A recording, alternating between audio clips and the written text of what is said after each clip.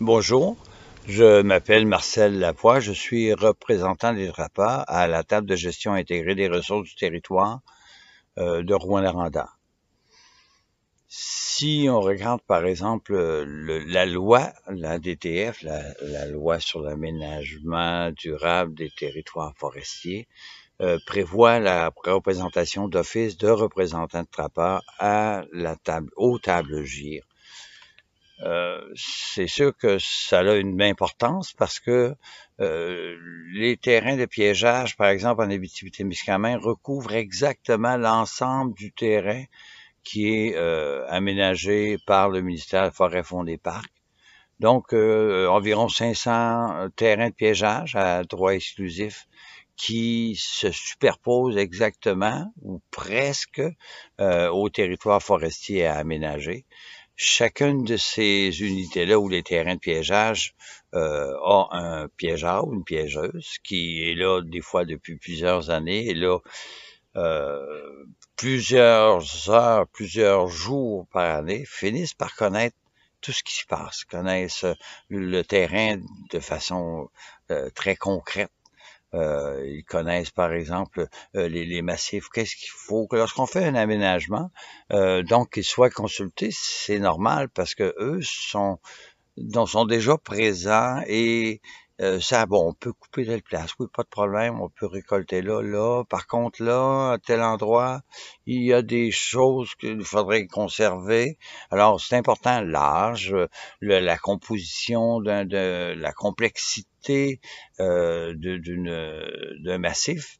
Alors, il faut que finalement, tout ça soit pris en considération lorsque on fait de l'aménagement forestier. C'est le rôle du représentant des trappeurs de faire valoir les besoins des piégeurs.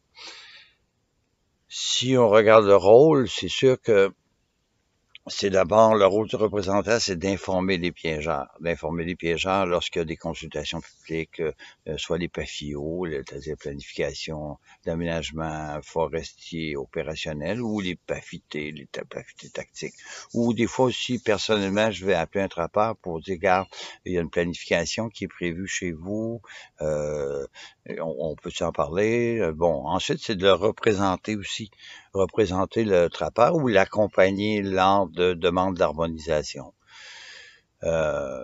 Et aussi, c'est ça, c'est donc de voir à ce que tout ça se fasse de façon harmonieuse aussi, et que chacun puisse tirer le maximum de la ressource forestière. C'est sûr que quand un trappeur regarde, lui, il regarde du côté de son terrain de piégeage. C'est-à-dire où est-ce qu'il y a des animaux, comment ils sont, il lui fait la gestion de ces animaux-là.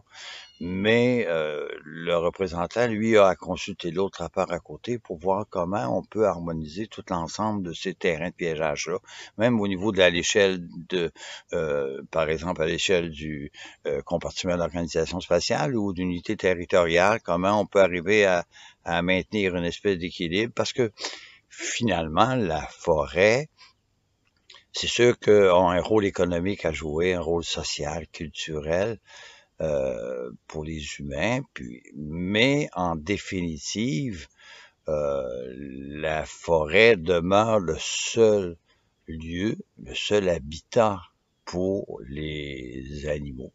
Alors, c'est donc un point de vue, je veux dire, qui est important parce que on peut profiter de la forêt, c'est une belle ressource, mais il faut considérer tous les aspects et considérer que on peut pas remplacer l'habitat de l'animal. On peut pas l'envoyer en vacances chez eux, on peut pas l'envoyer en colonie. Lui, c'est son terrain à lui et c'est le seul endroit où il peut vivre. Donc, il faut considérer cet aspect-là. Alors, je vous remercie beaucoup et passez une belle journée.